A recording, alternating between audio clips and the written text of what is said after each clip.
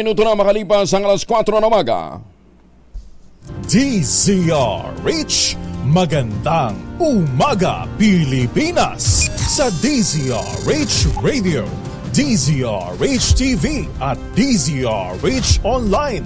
Kasama si Kuya Angelo Balmones. Magandang umaga Pilipinas!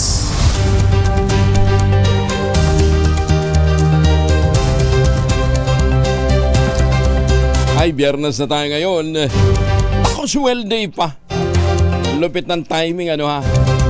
At sige, mag-ready na ho kayo sa mga traffic papunta sa mga mall. Sa ulo ng ating mga balita, mainit na panahon mararanasan sa malaking bahagi ng bansa. Resort sa Chocolate Hills pansamantalang isinara. Investigasyon ay kinakasanaman ng DILG ng Senado at ng Kongreso. Website ng Kamara nakaranas ng 500 million times ng cyber attack sa loob lamang ng isang araw. Tumataas na bilang ng Chinese dredging ship sa Zambales paiimbestigahan sa Senado. Ilang kongresista to the rescue kay Pangulong BBM sa banat ng dating Pangulong Duterte na naglalakwat siya lamang ito sa ibang bansa. Dalawang Chinese o Japanese national na miyembro ng Lupi Syndicate naaresto naman sa Maynila.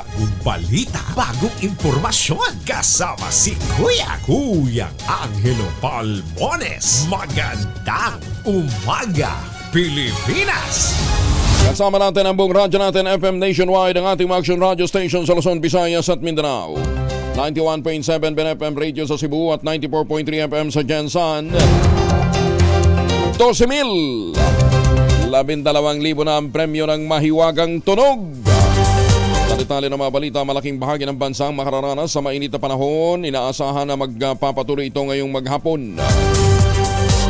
Naliwanag ni Benson Estrella ng Pag-asa, ang mainit na hangin mula sa Pacific Ocean na kilala bilang easterlies ang dahilan ng hot weather na may paminsa-minsang pag-amon. Ang mataas na heat index o init na katawan na mararamdaman ay maaaring maranasan sa Palawan, Visayas at Mindanao sa pagitan ng alas 10 ng umaga hanggang alas 3 ng hapon. Ayon kay Estrella, asahan din na magpapatuloy ang mainit na panahon sa Metro Manila, Bicol Region, Cavite, Laguna, Batangas, Rizal, Marinduque, Romblon at Palawan, lalo-lalo na sa bandang hapon na may mga panandaliang isolated rain showers. Samantala, asahan naman ang paghina ng amihan sa susunod na 3 araw. Kaya't asahan pa rin ang mainit na panahon sa malaking bahagi ng bansa, epekto naman ng easterlies. At dahil dyan, kinakailangan siguro ng dagdag na inom ng tubig, ha? At saka increase nyo ang intake ng vitamin C.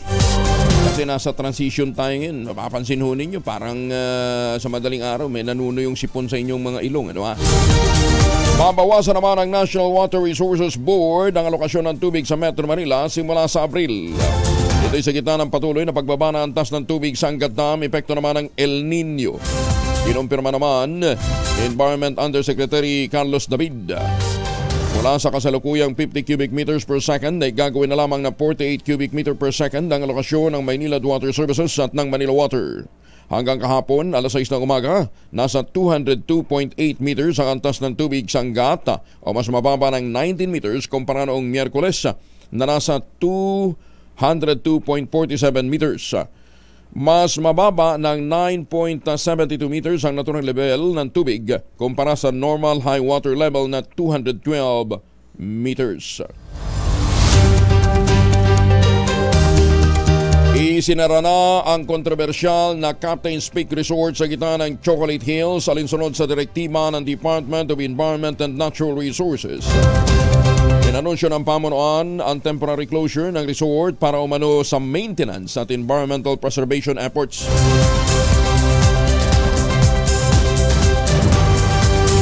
Magpapatupad din umano sila ng eco-friendly initiative upang mapanatili ang sustainability at natural beauty ng Chocolate Hills.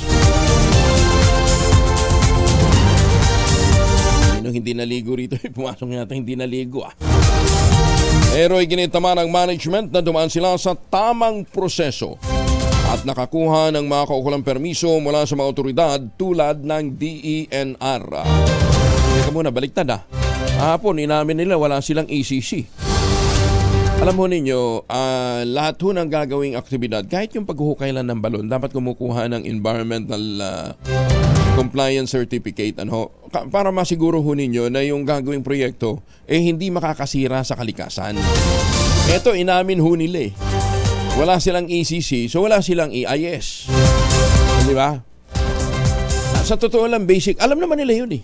Alam nila yun. Pero bakit ho nila hindi sinusunod? Pwedeng lumusot eh. Isinisi ng provincial government ng Bohol sa Department of Environment and Natural Resources ang pagpapatayo ng resort sa gitna ng Chocolate Hills. Ang paliwanag ni Attorney Jaime Villamor, Provincial Board Member, ang DENR umano ang naglabas ng resolusyon na nag-aaproba sa konstruksyon at pagtatayo ng Captain's Peak Resort sa bayan ng Sagbayan. Sabi ni Villamor, ito'y batay umano sa ginawa rin nilang investigasyon ukol sa nasabing resort. Definitely ang panlalawigan, no? Hindi siya dumadaan dito, no? Prior to its operation. The Sangguniang Panlalawigan is not included, no, in the approval process po nito. So it's only the local government unit merong approving authority po for the operation of the said resort. So wala po sa operation, sa construction in 2018, wala pong dumadaan sa Sangguniang Panlalawigan. Walang dumaan. Sino nag-approve ng ano? Sinong wala bang miyembro ng PAMBI dun sa Sangguniang Panlalawigan? Dumipensa rin ang opisyal at sinabing hindi dumaan sa kanila ang mga papeles ukol sa konstruksyon ng nasabing resort at hindi raw sila kasama sa approval process. The DNR issued the resolution, dalawang resolutions po yun, approving and endorsing the construction and the development of the said resort. So, kinonfirm naman po no, ng Protected Area Management Board and ng DNR na meron po silang pahintulot no to operate, to construct at to operate. Idinin pa ni Villamor na nalaman lamang nila ang ginawang hakbang ng DNR sa post nito sa social media. Pero noong nag-imbestiga umano sila noong September 2023 at gustong makipag-usap sa ahensya ay hindi ito sumasagot. Hindi inaprobahan ng provincial government ng Bohol ang pagpapatayo ng Captain's Peak Resort sa Chocolate Hills. Hindi nila inaprobahan pero kung hindi po naging kontrobersyal sa social media, hindi naman din nila papansinin. Napanayam ng DCRH at ang radyo natin kay Attorney Handel Lagunay, Provincial Legal Officer ng Bohol. Binigyan din ito na walang inisyo na permit ang provincial government para sa konstruksyon ng resort.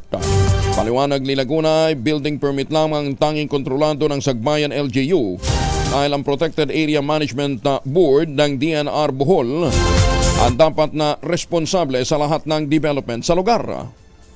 Wala talagang in-issue ang provincial government diyan po, no, Kantunying. Kasi under protected areas, so primary jurisdiction yan, yung PAMBI.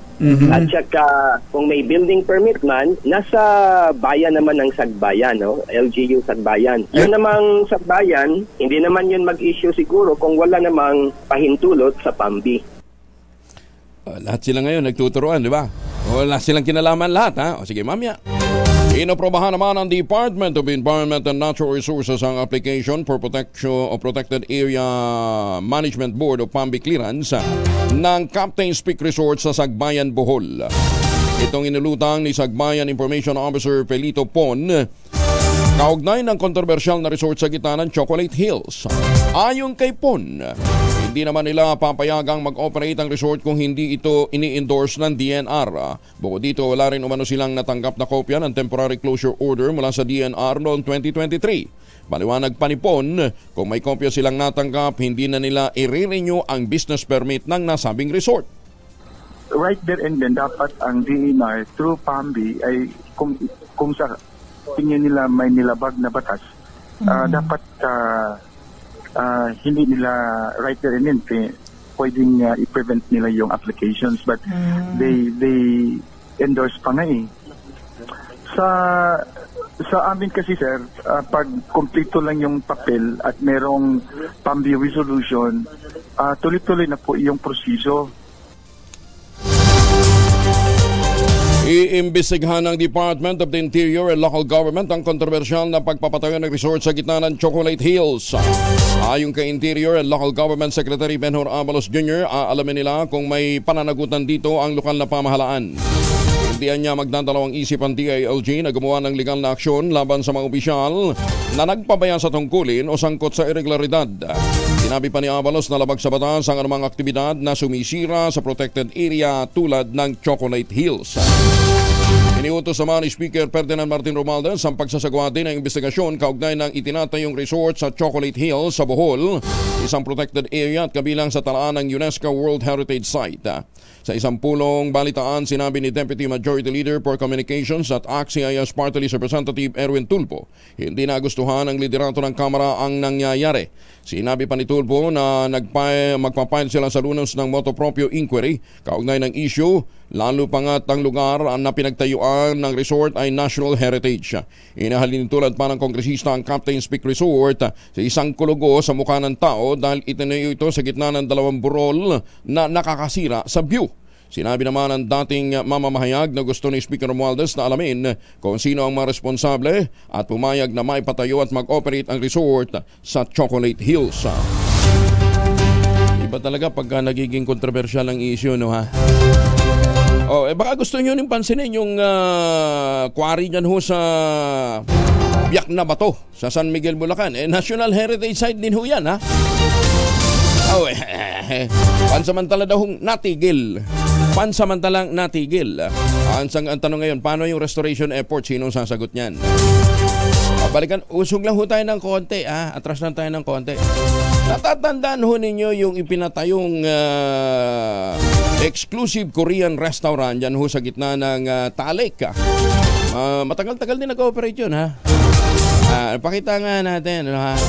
Alam ba ninyo na kung hindi nagreklamo ang P-Box? Nagreklamo ho naman yung mga taga P-Box dahil nahaharangan yung site ng P-Box doon ho sa mismong crater ng bulkan.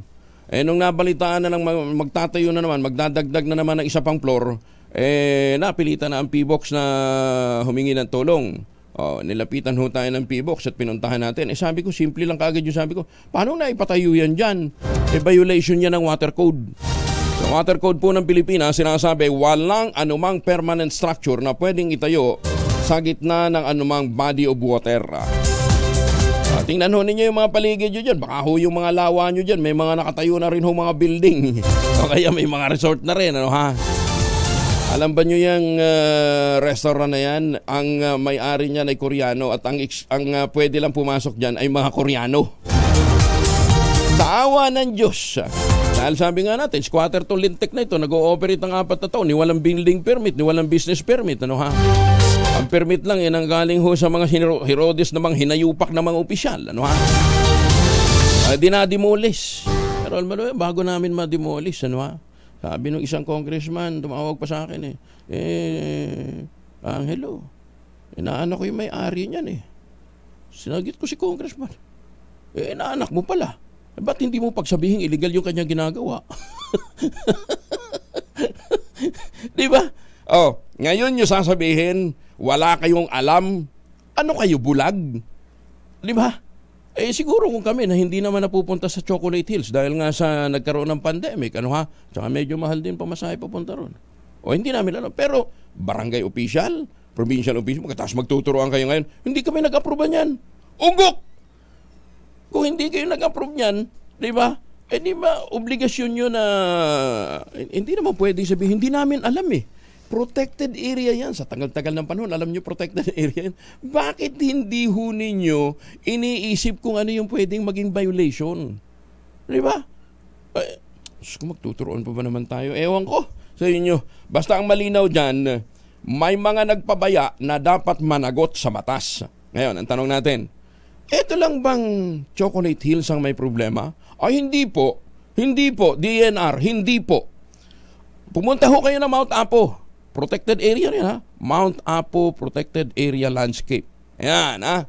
Pumunta ho kayo ng Mount Apo. Samantalay na natin to. Para ho doon sa mga environmentalists, ha? Ang dami kasi mga nagpapanggap dyan, environmentalist, mga politiko pa nga Pero maniwala ho kayo, niwalang na ipasarang illegal structure na nasa isang protected area yung malintik na yan. Punta ho kayo ng Mount Apo. Tingnan ho ninyo yung pinsala na idinulot po ng mga greedy businessmen dyan po sa Mount Apo. Alam ba ninyo yung Mount Apo?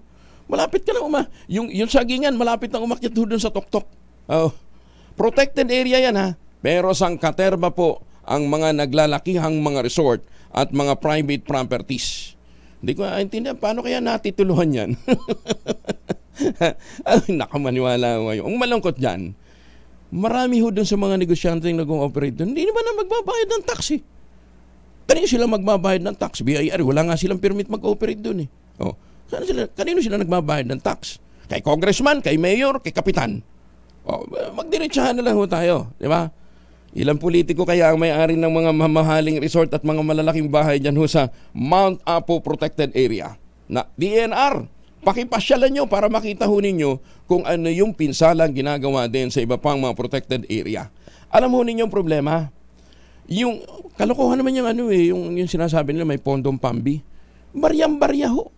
Baryang-barya ang pondo ho ng PAMBI. Kaya nga ho, isa sa mga initiative na ginawa sa Congress noon, yung kita ng PAMBI dapat i-retain na nila. Dapat retain na nila. So nasa mga 25% yata ang mapupunta na lang sa National Treasury, yung 75% retained. Tapos meron pang move noon na gawin ng 100% ang retention ng kita ng PAMBI para meron silang pondo. Ay may mantakan, maniwala ho kayo. Protected area ang Taal. Taal Lake, protected area. Alam niyo kung magkano ang pondo? Wala pang 1 milyon. Pero nung mapagtibay po yung consent decree, at manalo ho yung yung writ of kalikasan at continuing mandamos. Ang short-term period na budget, ibig sabihin short-term, pwedeng implement within 3 to 5 years. 7 million. With the 7 million, ang dami na hong naipatupad na programa. So, ibig sabihin, kung pupondohan lamang ho natin ang mga protected area, mapapangalagaan ho natin eh. Okay. Tanong, bakit ba patuloy ang encroachment natin sa iba't ibang mga gubat ho natin? Tanong ho ninyo sa mga mambabatas at mga politiko natin. Bakit hanggang ngayon, ang National Land Use Act ay hindi po pumapasa? Magandang umaga, Pilipinas! Taon-taon, every time na merong unang SONA, nasa naman ho ng, tingnan ho nyo, review ho ninyo yung mga SONA ng mga nakalipas sa presidente at nakasalukuy yung presidente. Nasa unang nasa unang priority nila, ang pagpapatibay sa National Land Use Act. Awa ng Diyos ilang kongreso na hong dumaan at ilang presidente na hong dumaan, hindi ho na ipapasa yan. Bakit? Itanong nyo sa bituin. Mamalengke nga muna tayo. Nasa Pasay Public Market si Noche Kakansari 27. Noche, good morning. Bayong buntag, Kuya Angel. Dito tayo ngayon sa Pasay City Public Market. Kung saan, Kuya Angel, ngayong Friday morning, ang presyo ng patatas, yung local 120 ang kilo, habang ang kalamansi 60 at yung sibuyas pula, yung local 100 ang kilo. Ang siling verde naman 100 ang kilo, ang siling pula 100 din ang kilo, habang yung pechay bagyo 50 pesos at ang kamatis 60 pesos ang kilo, yung spring onions 80 at ang carrots 90 pesos, talong 80 pesos, habang ang ampalaya 120. Isama na rin natin yung bawang 140 ang kilo, habang yung luya, yung mura kung tawagin, nasa 120 ang kilo. Ang cauliflower, yung imported, 100, habang ang broccoli na local 180 ang kilo. Pero yung broccoli na imported, Kuya Angel, nasa 250 ang kilo. Puntahan naman natin yung baboy, yung laman, yung 330 ang kilo. Yung baka laman naman 420, liempo 370, habang ang manok nasa 180 pa rin ang kilo. Yung lapu-lapu 500 ang kilo, dalagang bukid 250, bangus dagupan 300, tilapia 120, yellowfin 280 ang kilo, galunggong 200, at ang tulingan 140 ang kilo. Ayan ang presyo ngayong Friday morning dito sa Pasay City Public Market o mas kilala bilang Libertad Market. Mula sa kanunan sa Pilipinas, DCRA. Ako si Noche Kakasur, tuloy sa pagbabalita, tuloy-tuloy sa bisyo. Sama-sama tayo, Pilipino. Maraming salamat, Noche. Maganda umaga, Pilipinas! Sabi ng isang netizen, no? Huwag na kayong lumayo. Yung Torre de Manila nga, lang ang nagawa. Gusto patalikurin si Rizal. para daw hindi nakikita yung Torre. Alam mo nyo sino developer niyan? DMCI. Congratulations, Alam mo ninyo, sabi ko nga sa inyo, ang hirap lumaban para sa kalikasan. Lalaban ka para sa kalikasan, magpapile ka ng kaso ng mga environmental violation. Babayad ka ng sarili mong abogado. Magre-research ka, kukuha ka ng mga researchers, kukuha ka ng mga eksperto bilang witness. Ang kalaban mo, gobyerno, Solgen. Ano ka naman lalaban? Ay, sus ko, magbingo na lang muna tayo. Isa na namang malaking pabingko hatid ng Philippine Amusement and Gaming Corporation of PAGCOR. Ito sa pagdaraos ng mas pinasayang Bingo Big Time Milyonaryo Link Bingo Games. March 17 po yan sa La Pavilion Metropolitan Park sa Pasay City. Hanggang 2 milyong pisong premyo nakataya sa Game 10 habang 1 milyong piso naman ang premyo sa bawat isa sa unang 9 na laro ng naturang pambingo. Maaring maglaro ang mga kalahok sa mismong host site sa Pasay o sa mga sangay ng Casino Pilipino sa Angeles, Bacolod, Cebu, Grand Regal sa Davao, Ilocos Norte, Iloilo, Mactan, Mandaue, Olongapo, Tagaytay, Tagum at Talisay. Ang bawat ticket na nagkakahalaga ng 3,000 piso ay magkakaroon po kayo ng chance na makakuha ng 4 na cards bawat laro para sa 10 laro. Para po sa karagdagang impormasyon, makipag-ugnayan sa 0917-843-0970. Ang mas pinasayang Bingo Big Time Milyonaryo ay karugtong na matagumpay na Paskong Big Time Bingo Milyonaryo noong Disyembre kung saan 7 mapapalad na manlalaro ang itinanghal na milyonaryo. Oy mga mamis, pwede ho tayo mag-laundry day today ha? Kunot no ka ba kapag makapit, madikit at malupit ang mancha? All you need is Pride. Ba't ba pahirapan ang self-con sa Pride? Easy at worry-free naman ang laundry. Sa triple stain-away formula, tanggal ang matitinding mancha based on test sa chocolate, mud, and Semon cotton. Gawa po ito ng ACS. Maganda umaga, Pilipinas! 12,000, 12,000 piso po ang premyong naghihintay sa mahiwagang tunog. Mahiwagang tunog! Ayan, ganyan kasimple ho yan, pero 12,000 at hanggang ngayon hindi humahulaan. Ano ho yung bumagsak? Saan bumagsak? Parehong may anggulo, kasi may geometry ho tayong binigyan ng prinsipyo. Huwag nyo na kwentahin kasi sabi niyo, paano, ano daw ang formula pagkwenta ng pagbagsak? Kaya naman, oo. Ayan, basta bumagsak. Ano yung bumagsak? Saan bumagsak? Ang inyo pong mga sagot, ipadala po ninyo sa 0919-282-6485. Sundin ang tamang format ng pagte-text, empty space, name slash, address slash, contact number slash, at ang inyong sagot. Isang beses lamang po maaaring mag-text sa ating text line gamit ang inyong mobile number. 27, makalipas ang alas 4 ng umaga. Number Ita, bagong impormasyon kasama si Kuyang Angelo Palmones. Magandang umaga, Pilipinas! Balik tayo sa mga balita. Arestado naman ang 3 scammer na nagpanggap na konektado kay First Lady Lisa Araneta Marcos para makapanggoyo. Ayon kay PNP CIDG Director Major General Romeo Caramat, pinusasan nila si Francisco Uwana, Joselito Obsina at German Corosa sa isang entrapment operation sa Diosdado Macapagal Boulevard sa Pasay City. Si Uwana ang kumakausap sa mga negosyante sa Pasay para mangikil at kapag pumalag ay nagmabantang ipasasara ang kanilang mga negosyo. Ikanasang operasyon matapos na magreklamo ang isang biktima na hiningan ni Uwana ng 5 million pesos. Kapalit umano ng proteksyon ng LTO sa kanyang emission testing at medical business. Kinasuhan na ang mga scammer ng robbery extortion sa City Prosecutor's Office sa Pasay. Ito ho yung todo paliwanag ng isa sa mga walang hiyang sospek. Sir, ang ating sir ba, si JJ, may tita siya. Yung si tita niya, ano niya si, parang, kaning, sabay sila nagtako. First Lady. First Lady. Oo. Sino tita niya din? Hindi ko nga alam sir, si JJ lang. Kung pwede sir, tawagan ko si JJ para at least kayo makausap sir or ano. Kasi para ma-justify din sir ba? Kasi ako, ganun lang ako ng Cebu sir. Punta ako dito para at ibigay ko yung pera sa kanila para yung sa posisyon. Ibigay mo kay JJ sir. Kay JJ. Kay JJ, pero ibigay din niya na ano. kanina, sabi mo, bigay mo kay First Lady nung tayo sa mesa. Dili, no, lagi sir. Oo, pero may... Tinanong man sir kung saan ano ng pera. Sabi ko, kay First Lady. Yawa kang kagwanga ka.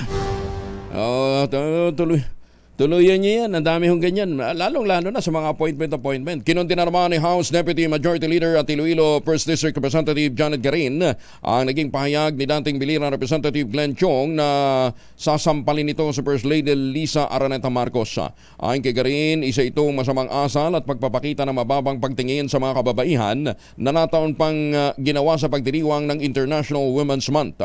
Sa ginanap na punong balitaan, sinabi ni Karin, hindi akma para sa isang abogado at isang dating mambabatas ang ganitong uri ng pahayag, lalo na at ginawa ito sa isang prayer rally bilang pagsuporta sa Sunshine Media Network International at kay Pastor Apollo Kibuloy. Sinabi ni Karin na nakakadismaya ang inasal ni Chong na nakakababa ng dignidad ng mga kababaihan, whether First Lady ba ito o hindi, na hindi magandang tingnan sa publiko lalo na sa mata ng mga bata. Para bang sinasabing hindi masama manampal ng babae. Magandang umaga, Pilipinas! Kumiinit na talagang politika sa Pilipinas. Anuhat may mga ganyang mga pahayag-pahayag pa na sa publiko. Anyway, mga misis, amoy araw ba si Bunso kapag umuwi galing ng eskwela? Abay dahil yan sa germs sa katawan nila. Para labanan ng amoy araw at amoy pawis, gumamit ng Shield Bath Soap regularly. Ang Beatable and Shield sa paglaban sa germs versus another brand may shea butter. Pampalambot ng kuti sa presyong abot kaya 12.50 SRP. Kaya mga misis, challenge you, subukan ng Shield Bath Soap. Galit sa sakit, may malasakit, sulit na sulit. Kasama muna natin si Ms. Sharita Bagayas, Assistant Division Chief ng Operations Group 2, Center for International Trade, Exposition and Missions o CITEM. Ayan, meron ho kasi tayong gaganapin dito sa Pilipinas na International Food Exposition. Ayan, Food Expo. Ayan. Ma'am Sharita, magandang umaga po. Magandang umaga po. Ayan. Haba naman nung Sharita. Ma'am, anong palayaw nyo? Shari po. Shari. Okay. Ma'am Shari, number one siguro, unang itanong natin, bakit ba kinakailangan nating magsagawa ng International Food Exposition? Dinig po ba ako? Yes. Loud and clear po. Apo. Yung event po natin na International Food Exhibition is an opportunity po ito o pagkakataon po ito na binibigay po natin sa mga SMEs po natin in food and services po na mai-promote naman po yung kanilang mga produkto at mga serbisyo na binibigay po. Na pwede naman po na ipanlaban po natin o ipantapat po natin sa mga ibang countries po. Para naman po matulungan din po natin sila, lalo na po nitong nakaraang pandemic, maka-recover din po sila sa kanilang negosyo o business po. Ayan. So, karamihan ito mga local products o local food. Yes po. Mga local food products po, manufactured po dito sa Pilipinas. Meron din po tayo ngayon na isinama din po ng mga international o foreign companies o mga Philippine-based foreign companies po. Meaning, meron din po tayo mga imported products na kasama po dito sa exhibit natin para rin po magkaroon po ng networking, makakuha rin po tayo ng parang pagkakataon din po ito ng mga local companies na ma-meet po sila.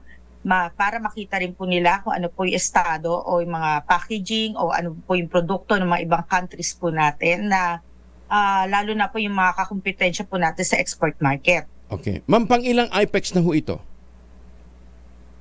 Ito po 17th edition 17. Na po. Okay. Tapos, dun sa mga nakalipas na mga exhibits natin, exhibition ho natin,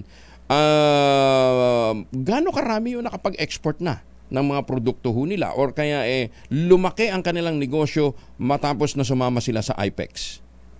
Marami na po. Marami po dito nag-start, dito po nakilala sa IFEX ang mga produkto. Karamihan din po dito, kasi hindi lang naman po ito mga foreign buyers. Meron din po local buyers, katulad din po ng kultura, ng mga hypermart, ng SM. Pumupunta rin po sila dyan. So yung mga... may mga companies na po tayo talaga na dito po nagsimula na nag-export na po. Sinong pwedeng sumali nga pala sa IFEX?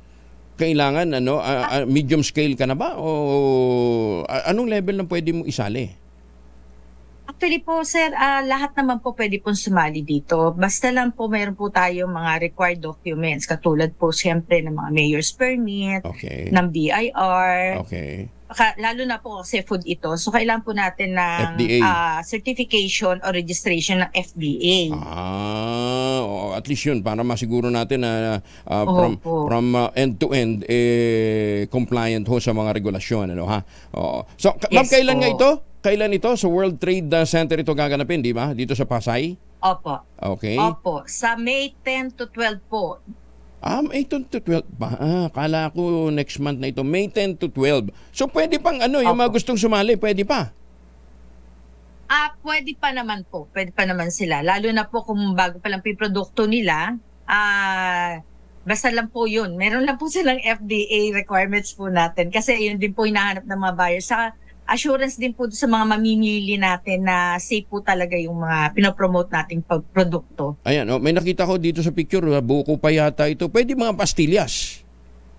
Pwede ba? Pwede po. Basta may FDA. Mga snack foods po, pwede po yan. Okay. Ma'am, saan sila tatawag?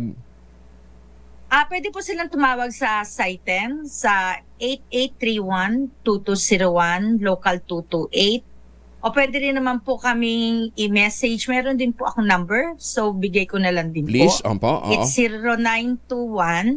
0921-796-6718. Ma'am, pakiulit. 0921 796 67 18. Ayan, para doon sa mga gusto pang lumahok sa IFEX, walang limit sa size, di ba? Sabi nyo, kahit na startup po, pwede basta't may FDA na. Opo, pwede po. Marami po tayo ngayong mga bagong companies, lalo na po sa coming from the regions po natin. Marami pong sumali ngayon na mga menu products po. Ayan, sige. Ma'am, mag-scan tayo uli ng panayam, lalong-lalo na siguro mga mid-April para malaman natin kung gaano nakarami yung mga sasali at para makahabol pa yung mga hindi pa nakakaalam. Thank you. In the meantime, ingat po kayo ma'am. Thank you for joining us. Thank you po. Ayan, Thank you po sa opportunity. Si Ma'am Shari Bagayas, Assistant Division Chief ng Center for International Trade Exposition and Mission o SITEM. Teka muna, meron pa tayong isang may mission. Pasakay na ho ng eroplano. No, ha? Si Colonel Francel Padilla, ang spokesperson po ng Armed Forces of the Philippines. Ma'am Francel. Colonel, good morning po. Hello, Sir Angel. Magandang umaga. Magandang umaga po sa ating tagapakinig. Disturbuhin muna namin kayo bago ho kayo lumipad, ano ha? Anyway, naging kontrobersyal yung kaso nitong isang general na hinarang ho ang kanyang promotion ng mismong misis niya, no ha? Is this the first time na may ganitong klase ho ng insidente na mismong misis ang humaharang sa appointment ng isang armed forces officer? In general, in particular? Meron din mga ibang cases na ganyan, sir, no? But I don't have the exact details. But we've been hearing din po na may mga ganyang instances naman po talaga. Ito lang talaga, sir, medyo controversial. Pero, teka ma'am, kasi di ba pagtungtong ho ninyo ng Colonel ba o Lieutenant Colonel, haharap na kayo sa CA? Colonel, sir. Hindi, ibig sabihin, ang mga opisyal ng Armed Forces, pagtungtong ninyo ng Colonel o Lieutenant Colonel, harap na kayo sa CA? Yes, sir. Full Colonel, sir. Full Colonel. Yung Lieutenant Colonel, hindi. Hindi po, sir. Tapos, ma'am, anong requirement? Kasama ba doon yung tawag dito, pagiging mabuting ama? Mabuting haligi ng tahanan? Meron kasi, sir, mga requirements, no, so for us to submit, sir, para doon po sa aming confirmation of appointment. So mostly, sir, these are clearances, no? So Yung clearances, sir, depends po dun sa office that will issue the clearance kung meron kang pending case or anything po that will really impede you from progressing to the next higher rank. So, kasama din po yung mga medical requirements dyan. So, all-encompassing naman po siya. Kaya nga, pati yung pagiging responsableng tatay, kasama ho talaga yun sa mga binubusisi. Kasama sa mga itatanong sa iyo pagharap mo sa commission on appointments. Yun, sir, yun naman po kasi sa question and answer portion, sir, subjective po yan, sir, dun po sa mga members po nung board, sir. Sabagay, hindi lang naman sa mga pumapasok sa armed forces, di ba? Kahit nga yung mga isasalang na cabinet members, di ba? Kaya nga doon nagkakabukingan yung ibang aspirant, may isang katerbang misteryosong anak pala. Okay, ma'am, it's already a reality. Nangyayari ho ito sa ground at marami din ho tayong mga kawal na kung saan daw ho nadidistino, kung saan nadidistino, merong milagro. Anyway, paano hinahandle ho yun kung may mga ganyan naghahabol na iba pang pamilya? Sir, marami kasi tayong ways, no, kung paano po mag-complain, so to speak, to the Armed Forces of the Philippines kung ano man, sir, yung issues po and concerns. So, we have a grievance committee internally, sir. No, pwede din kasing internal, sir, no, yung from yung mga enlisted natin and NCOs. May grievance committee po tayo, pwede din silang doon. Pwede rin po, sir, meron tayong mga gender-based violence desk. So, may GBV desk tayo, sir, all over po sa iba't ibang mga units natin kapag yan nga, ang issue is about gender. So, pagka naman, sir, higher level lang complaint, we defer, sir, to yung sa ating PNP kasi sa kanila po yung bawsi cases na pagkaso na po talaga, sir. Oo. So, meron pong ganun, sa AFP din dumaan, we can also defer them to the proper channels kung sakasali pong may legal case po na kailangan dinggin. Meron din po tayong military courts, yung ating court martial. So, depende po yan, sir, sa gravity po ng complaint, sir. What goes to Jago? Anong klaseng kaso ang tumutungtong sa Jago? Kasi obviously, yung misis ni General, mukhang... Kasi ba't kailangan niya pang umabot hanggang CA? Diba? Kasi kung na-address nyo yung kanyang nagkaroon na ng redress doon sa level, sa ibang area na binabanggit ho ninyo, hindi na siya aabot ng CA. So ano ho yung pwedeng i-elevate sa Jago? Para internal na lang yung... Sir, Opo, sir. So, we'd like to put into perspective, sir, no? So, kung doon sa case ni General, sir, hindi po makaka-comment directly ang AFP doon because this is a pending case and it's still undergoing the legal process. So, may sub-judice po ito na nilabas. Hindi po natin pwedeng i-discuss to. So, more on, we're speaking about in general, sir. Hypothetical. Just in case anybody. Yes, sir. Hypothetical lang, di ba? May ipinail na complaint. Saan niya dudulog at kailan to aabot sa Jago? Depends, sir, kung saan po nag-complain yung complainant, sir. Okay. And how serious is this concern pagdating ho sa hanay ng Armed Forces of the Philippines? Ito, sir, yung mga ganitong cases, sir, we take this really very seriously, sir, no? Lahat ng allegations, lahat po ng complaints, basta po, sir, pertaining to the protection of women and children. Very serious po ang AFP dito, sir. Meron tayong Gender and Development Office. Ito po, sir, nababatay po sa batas din talaga. Kung ano po ang inilabas ng batas po ng Pilipinas, yun po, natin, sir, we trickled it down to the lowest unit of the Armed Forces of the Philippines, sir. And kasi laging excuse nila, Colonel, kayo na-assign din ho kayo sa mga malalayong lugar, at napapalayo sa pamilya. Sabi niyo ba, nami-miss namin si Mrs. kaya nagkakaroon ng girlfriend sa ibang lugar.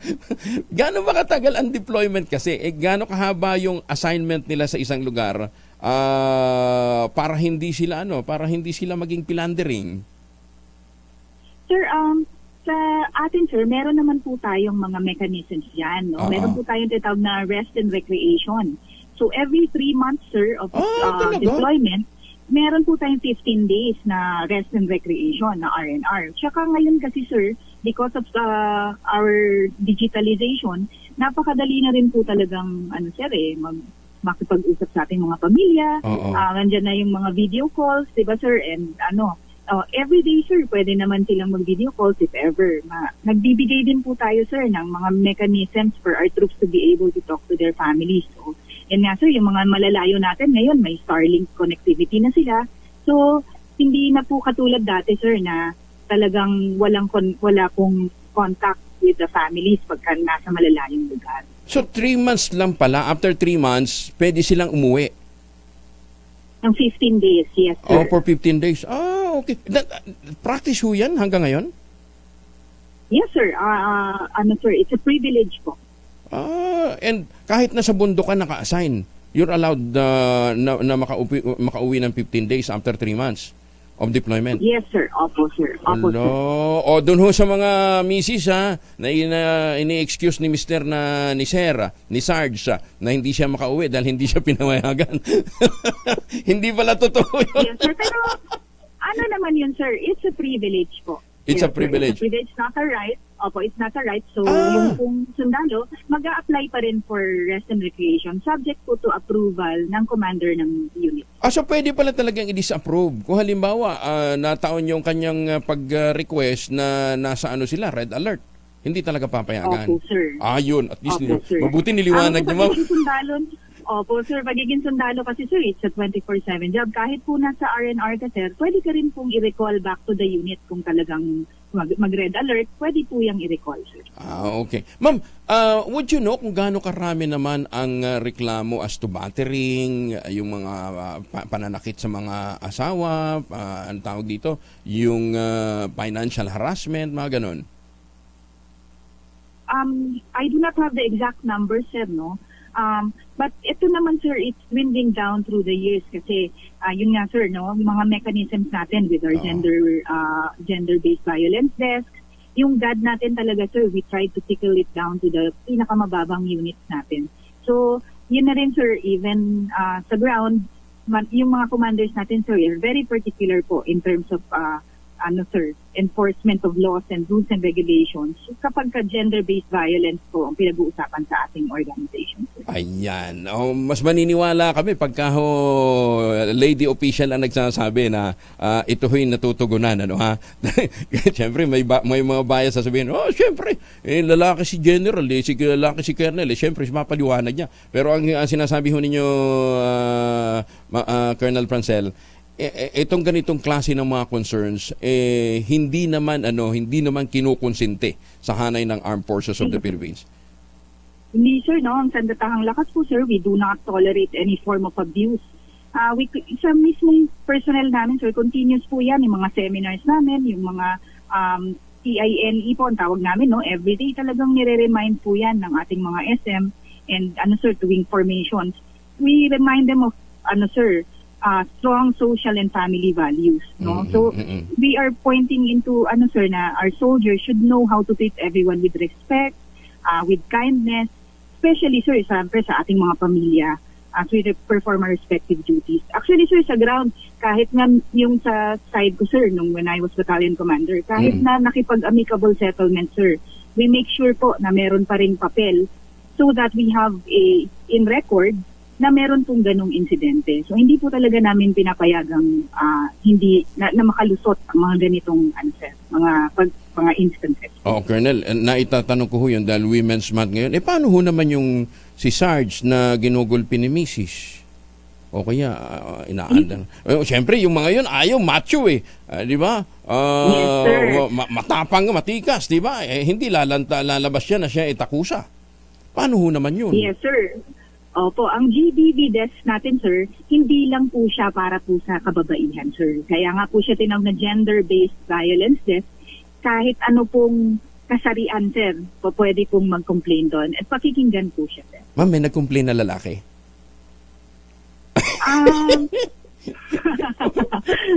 Hindi ko alam, sir, kung pwede mag-hold sa kanya. Pero meron naman din, sir. Meron May mga instances din naman na, sir, na yun nga, yung babae po ang medyo may attitude, sir. Ganun. Ma'am, maganda mapag-usapan yan, ha? May officer? Wala akong details, sir. Wala akong details, sir, kung yung Pero mayroon mga ganong instances, sir, na lalaki po yung involved. And talagang inaalalayan din po talaga natin yan sa mga ganyan. Kasi syempre yung mga lalaki mas secretive di ba? Yung pala paglabas ng pagdating ng bahay, sinisikmuraan siya ng misis niya, hindi makapag-complain. Kasi nga, macho state pa rin muna tayo Anyway, Colonel, maraming salamat ha. Ingat po kayo sa biyahe nyo. Thank you, ma'am, for joining us. Maraming salamat, sir. Magandang umaga po. Opo, Happy Women's Month para ho sa lahat ng mga kawal na kababayang kawal natin sa Armed Forces of the Philippines. Thank you, Colonel. Si Colonel Francel Margaret Padilla, ang kauna-unahang babaeng spokesperson ng Armed Forces of the Philippines. Maganda umaga, Pilipinas! Hoy, saan man po lakad ho natin, huwag kalimutan magbaon ng family alcohol. 2 formulation ng family alcohol na pwede natin ibaon sa ating pong mga mahal sa buhay, proteksyon laban sa mikrobyo. Yung family 70% ay isopropyl alcohol, especially prepared for clinics, hospital, pharmacies, laboratories. Pero okay din po sa mga households. Very effective yan sa disinfection at sterilization. Ganyan ang bagsik ng family 70% ay isopropyl alcohol. Maghapon man natin gamitin, no problem. Hindi po manunuyo ang ating mga kamay dahil meron po itong moisturizer. Yun namang mabangong family rubbing compound improved cologne. Ayan yung mabangong isopropyl alcohol. Gamit po yan ng mga masahista, mga barbero, mga doktor, mga nurse, mga komadrona for sponge bathing and other cleansing purposes. Family rubbing alcohol parang di siya reachable na sa mahabang panahon. Mabibili sa namang butik at convenience stores nationwide. Family rubbing alcohol, hindi lang pampamilya, pang sports pa.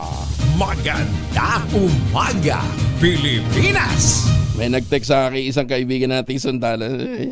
Sabi niya, boss, wag mo namang kaming wag mo na lang banggitin, pero totoo yan. Ikaw talaga, Major, ha?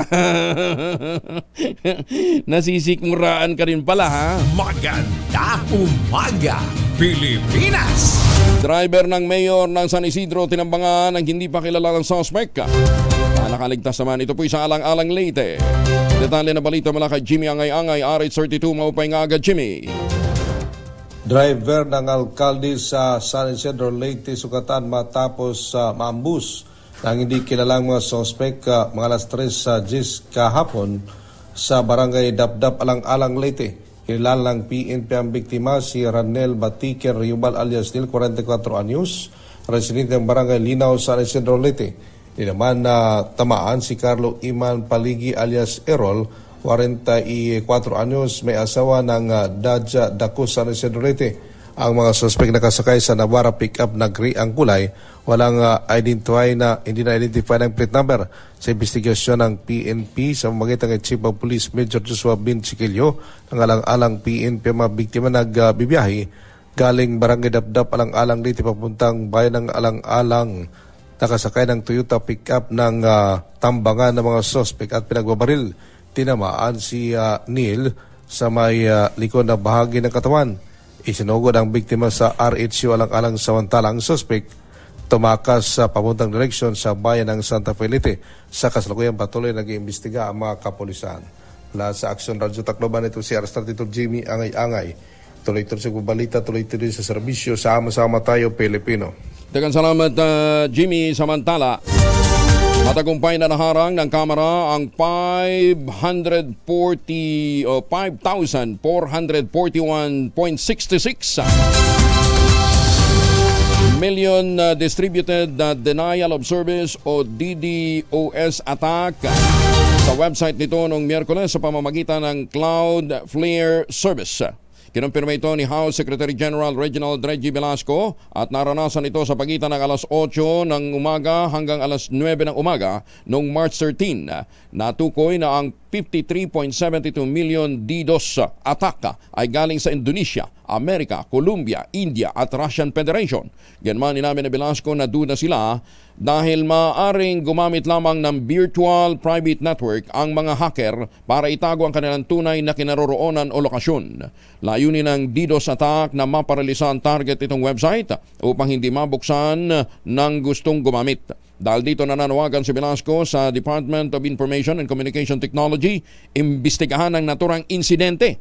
Alamin ang tunay na pinanggalingan ng cyber attack. Dami nun, 541.66 million. Hindi, 541 million.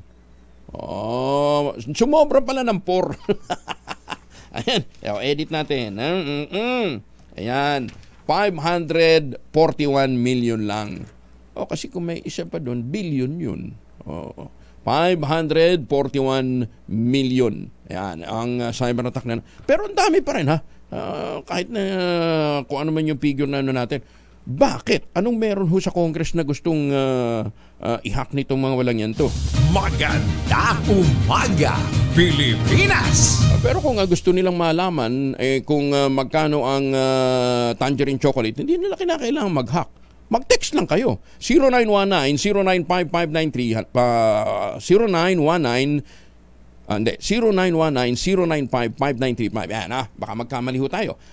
Ang tangerine chocolate po ay produkto ng mga magniniyog dyan po sa lalawigan ng Quezon sa tulong po ni Dr. Helen Tan. Itong mga magniniyog na dating umaasa lamang ho sa Copra, ngayon po ay mga MSMEs na. Ayan, kaya ano pang iniintay ho ninyo? Tulungan ho natin ang ating mga kapatid na mga magsasaka, ang mga MSMEs. 0919-095-5935. Yan ho kayo mag-text. Dili kaya i-check po nila yung kanilang website, tangerinechocolate.ph, para po sa mga available na variants dyan po sa ng tangerine chocolate. Mahigit 10 po yun na ang mga raw materials na ginamit ay galing din po sa ani ng mga magsasaka. Kaya sabi nga po ni Dr. Helen Tan, tangkilikin ang gawang atin, suportahan ang mga manggagawa at mga magsasakang Pilipino. Magandang umaga, Pilipinas! May 12 anyos na batang lalaki pinagtulungang patay ng 9 na sospek sa Davao City. Mabuti na lang, may isang naaresto na. Detalye mula kay Jun Soter mula sa Aksyon Radyo Davao. Jun. Hostisya ngayon ang sigaw ng pamilyang Malingkis sa malagim na pagkamatay ng kanilang 12 anyos na batang lalaki noong Marso 9 sa Lower Madapo, Barangay 8-E, Davao City. Masakit para sa mga kamag-anak, lalo na sa mga magulang ng biktima. Ngunit pilit nilang tinanggap ang sinapit ng kanilang anak na pinagtulungan na saksakin ng 9 na sospek. Ayon sa inang si Erlinda, posibleng nadamay lang ang kanyang anak sa atraso ng kanyang mga kaibigan laban sa ibang grupo dahil sa silos sa babae. Nanawagan ang ina sa baga sospek na isuko ang kanilang sarili upang mabigyan ng hustisya ang pagkamatay ng kanyang anak. Samantala, ayon kay Police Major Marvin Hugos, hepe ng San Pedro PNP, naaresto na ang isa sa mga sospek na si alias Mar at nainkwesta para sa kasong murder, habang ang 8 ay pinaghahanapan ng kapulisan. Mula sa Action Radio Davao, Jun Soter para sa kauna-unahan sa Pilipinas, DZRH. Tuloy-tuloy sa pagbabalita, tuloy-tuloy sa serbisyo. Sama-sama tayo, Pilipino. Dagang salamat, Jun Soter, at para magandang gising natin,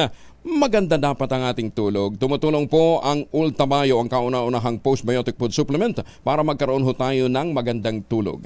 Ang Ultabayo po ay rehistrado sa Food and Drug Administration, kauna-unahang postbiotic food supplement na rehistrado ng FDA at rekomendado po ng mga doktor. Ano bang natutulong ho nito? Pinapalakas po ng Ultabayo ang ating immune system kapag tayo ho'y nakaka-achieve ng magandang tulog. Ayan, para po sa karagdagang mga impormasyon sa mga sagot sa inyong mga katanungan, text po ninyo ang 0917-1106-580 para yun pong mga medical experts na nakistambay dyan, sagutin ang inyong mga tanong. Ang Ultabayo po ay available sa Lazada, Shopee at TikTok. Hanapin lamang ho ninyo yung Theoxis Health Ventures. Pero ito ho, available na rin sa Mercury, sa Mescodrug, Pasmed, Joann's Pharmacy at Curamed. Pero sa lahat ng mga sangay ng Mercury meron na. Doon sa nag-text sa ating kahapon na nung magtanong siya sa Green Hills hindi alam ang sagot. Chinek ho natin kahapon, meron ho namang stock pa ang Mercury drug dyan ho sa Green Hills. Balikan nyo na lang meron ho, basta Mercury meron yan. Sabi nga nila, gamot ay lagong bago. Medyo nadidelay lang dahil sa mabagal na serbisyo. Magandang umaga, Pilipinas! Tumitik pa Isang minuto na makalipas ang alas 5.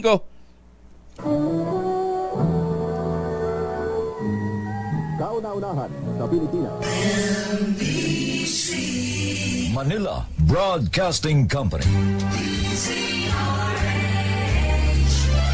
DZRH, a proud member of MBC Media Group.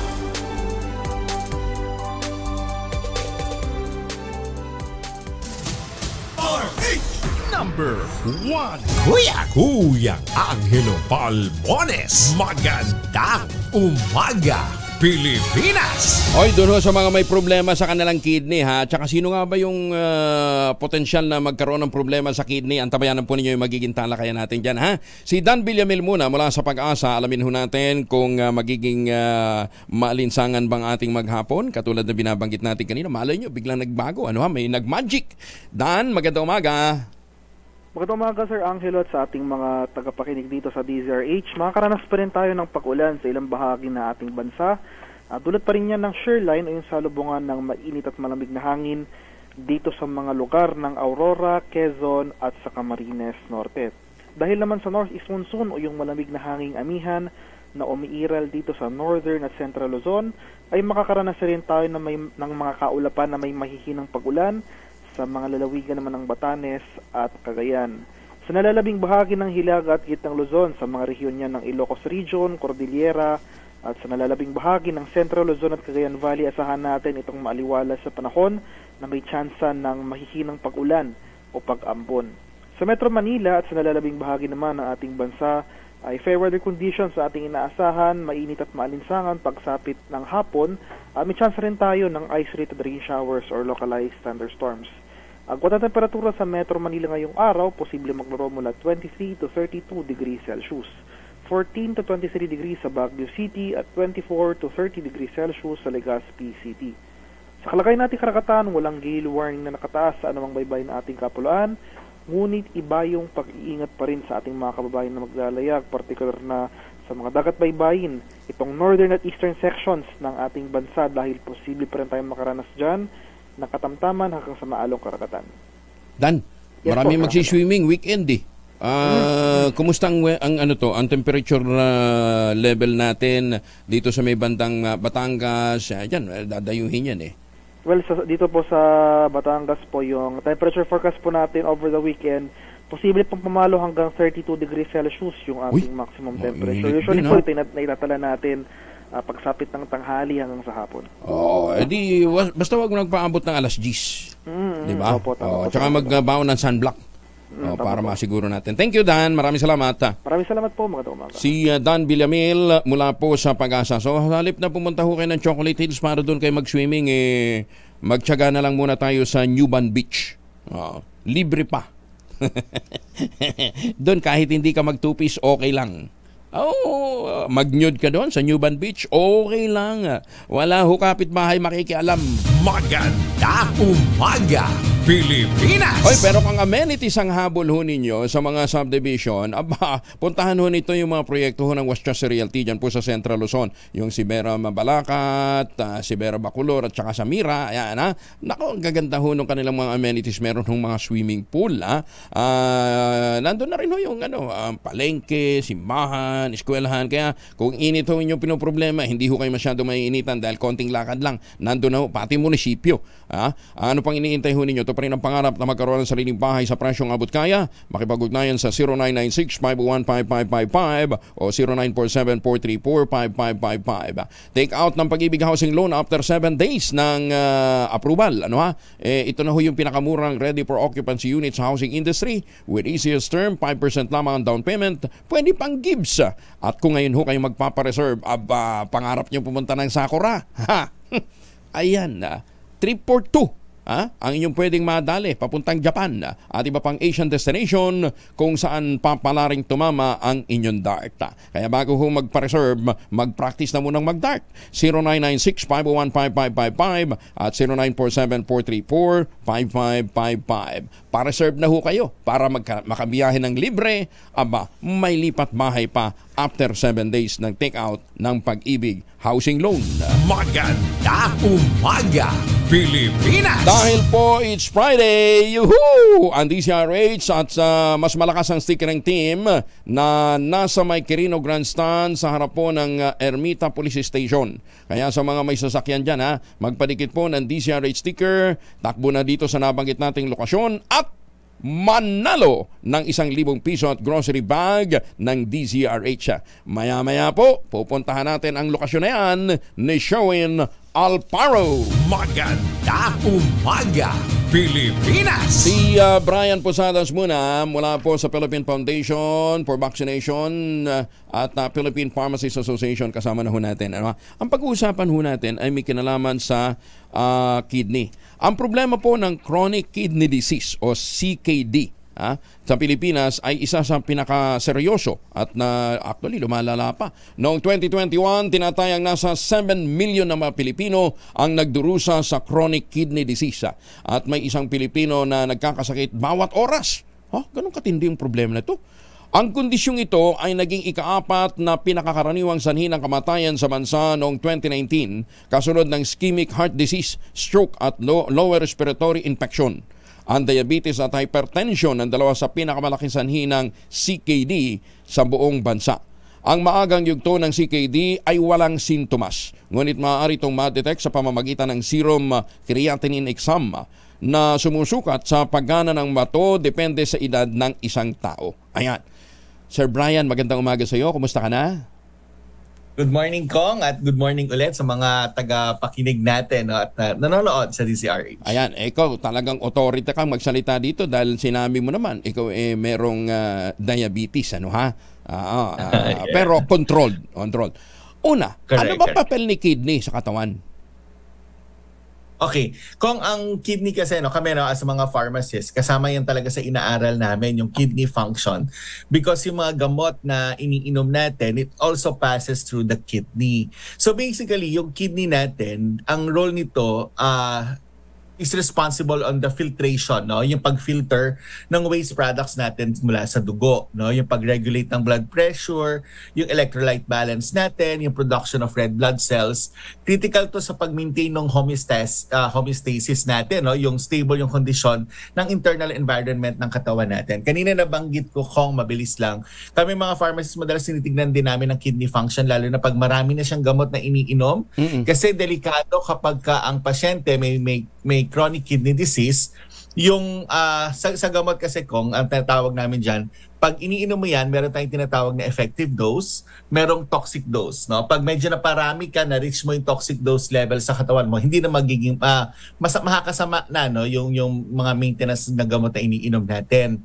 So kapag hindi maganda yung function ng kidney natin, hindi na filter ng tama yung mga gamot na supposedly should be coming out of our body. Meron kami tinatawag na half-life. Yung half-life meaning, ito yung nahangalahati na siya sa loob ng katawan mo. So imagine mo, Kong, hindi na filter ng tama ng kidney mo yung gamot na ininom mo na eventually has to go out. Tapos uminom ka ng second dose mo, magbi-build up yon sa loob ng katawan natin hanggang sa maabot nga yung toxic dose. Kaya sa aming mga pharmacists, madalas sinisilip namin, if the kidney function is still good, then okay pa yan. Okay pa yung dosing natin. Kapag ka medyo may problem na yung creatinine, sinisilip natin yan minsan, kailangan mag-adjust sa dose ng gamot. So, napakahalaga ng function ng kidney natin sa katawan natin. Kasi nga, this one is talagang filtration system natin. Teka muna, Sir Brian. Yung iba, pag may sakit, over-the-counter ka agad sakit ulo, over-the-counter medicine, regardless ng edad. Yung pala, pwedeng maipon yun. Tapos yung iba, sabihin, uminom ka every 4 hours. I-advance ko na yung iba. Katamaran ugali ng iba yun, di ba? Uminom ka after meals. Advance ko na, ganun din naman, ipapasok ko rin sa katawan. Yung pala, dapat regulated siya.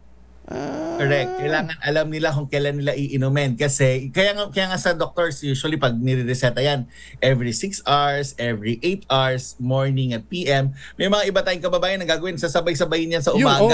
Parang shortcut. Kagaya sabi mo, parang hindi ko na makalimutan. Sabi naman, twice a day, 2 agad sabay. Hindi, kasi kailangan yung toxic dose hindi mo maabot So parang kang nag-overdose pagka ganyan. Kasi kailangan ilabas muna siya ng katawan mo, yung iba, tapos papasok yung iba. So naka-compute yan. Paano kung na-miss out mo? Every 6 hours, na-miss out mo? Inumin mo na ng sabay nung kasunod. Hindi pala ganon? Hindi mo siya pagsasabayin. Depende sa gaano kalapit dun sa next dose mo. Kino-compute yan. So pwede yung tanongin niya sa mga pharmacists nila, they can go to the drugstore. Mako-compute naman yan kung kailan yung pwede mong inumin yung next dose mo or hayaan mo na na-miss mo siya. Meron ba, basta pharmacy, meron talaga pharmacist na pwedeng matanong? Dapat. O kasi pag walang pharmacist yan, delikado kay FDA yan. Hindi Dapat kasi meron. paano mo nila. Di ba pag bibili ka kuminsan, pipila ka lang naman doon, papakita mo yung ano, hindi mo na wala ka natatanong. So meron pala dapat. May pharmacy natatanong. assistant yung nasa unahan most of the time, pero may pharmacist yung sa loob. So pwede kang kumonsulta. Baka Yes, naman may bayad kaya yun. Kaya nila, kasi makikita nila yan yung gamot kung ano yung half-life niyan para makita niya kung more or less anong oras siya dapat ma-out sa katawan natin. And again, that's the function of kidney. So kung may problema ang kidney mo, malaking problema talaga yan. Baka naman may bayad yung consultation. Wala yan. Wala yan. Libre yan. Hindi, para siguradong walang bayad, mag-text ho kayo kung may mga concern kayo. I-text ho ninyo yung 0917-110-6580. Ano ha? Lalong-lalo na yung mga violator na iniinom ng sabay-sabay yung mga gamot. Kung hindi, pagka nakalimutan, imi-make up kunwari, kakatch up. Mali pala yun. Ulitin natin ha. Dahan-dahanin ko lang. 0917-110-6580. Ayun ha. Lalong-lalo na yung mga may iniinom na maintenance medicine. Ayun ha. Anong kinalaman ng immune system sa kalusugan ng kidney? Okay. Ang immune system kasi, ang role niyan talaga sa katawan natin is to protect the entire body natin, no? So kasama dito yung kidney. So ang iniiwasan natin dito is magkaroon ng infection sa kidney o magkasakit yung kidney. Kasi pag nagkaroon ng infection sa kidney, yung function niya pwede ring mag-lower down, no? Or humina or masira yung kidney natin kapag nagkaka-infection ito. So mahalaga that your immune system is strong, no, para at least yung mga infection na piprevent niya, at kailangan talagang maganda rin, no, yung immune system function natin. So kaya sinusuportahan natin na even your kidney, kailangan meron siyang meron siyang suporta. Yung pagtulog natin, di ba sabi natin, pinabuboost ng immune system ng pagka natutulog. So kasama sa mga nakikinabang ang kidney pagka malalim tulog mo?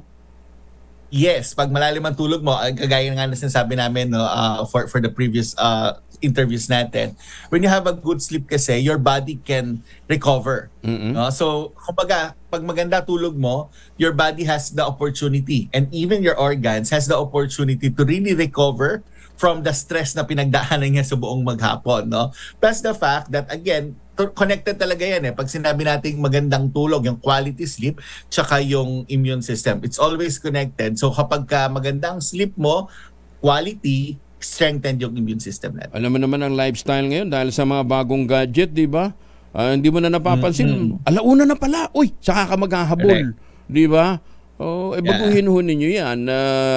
Disiplina pa rin ho talaga. Ano, ha? Ang katwiran naman ng iba, Sir Brian, okay lang na mapuyat ako, mag-uultabayo ako. Pwede ba yun?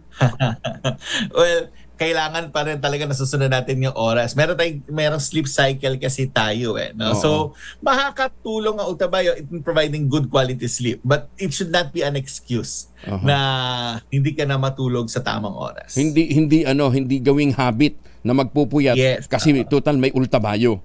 Ayan, ha? Para lang malinaw. Okay. Ano naman kinalaman ng kidney sa hypertension? Okay. Interconnected yung hypertension, diabetes, tsaka kidney function natin, no? Because sa blood pressure natin, no, kasama ang kidney sa nagre-regulate niyan.